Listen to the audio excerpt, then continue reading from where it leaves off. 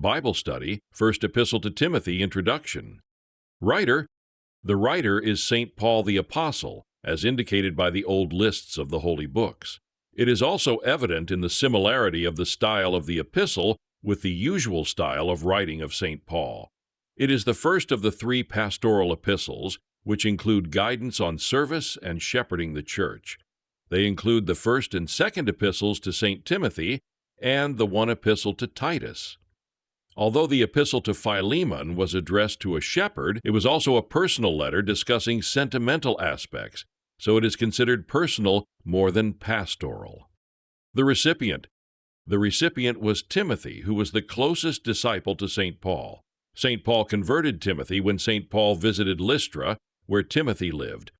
His father was Greek and most likely died at a young age. He was raised by his mother, Eunice, a pious Jewish woman, and his grandmother Lois, who was known to be steadfast in the faith. St. Paul circumcised Timothy so he would not be a stumbling block for the Jews while he was helping in the service, and he accompanied St. Paul for over 16 years, beginning from 46 AD when he converted.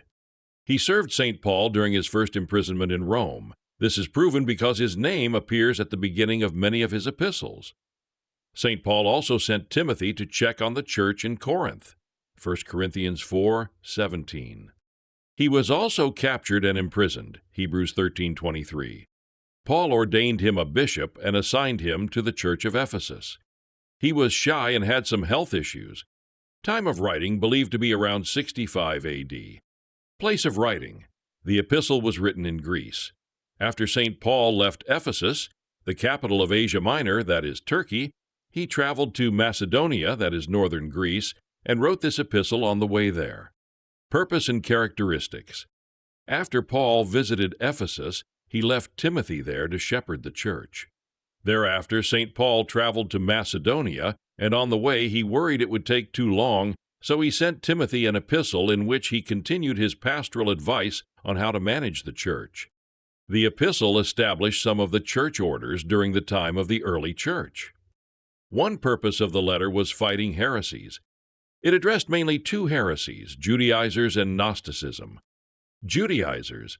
This was a heresy begun by Jews who converted to Christianity. It claimed that non-Jewish converts should first convert to Judaism before converting to Christianity. It also advocated holding on to circumcision and the law. Gnosticism proposed the following. God created a group of sub-gods called aeons. The last aeon was Christ who created the world. They despise matter and the body, therefore elevating God the Father from having created the material world. This was the reason he created Christ, who is an inferior God, who then created the material world. That is why St. Paul announces that there is no mediator between God and man except Christ, chapter 2:5. They frown on the matter and the body and frown on marriage, and do not establish differences in roles or responsibilities between men or women because they disregard the body. They also prohibited certain foods. That is why St. Paul emphasizes the different but complementary roles of men and women inside the church.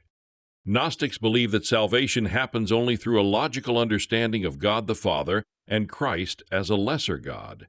St. Paul clarified that faith in Christ as one of the 3 equal hypostases of God is the way to salvation.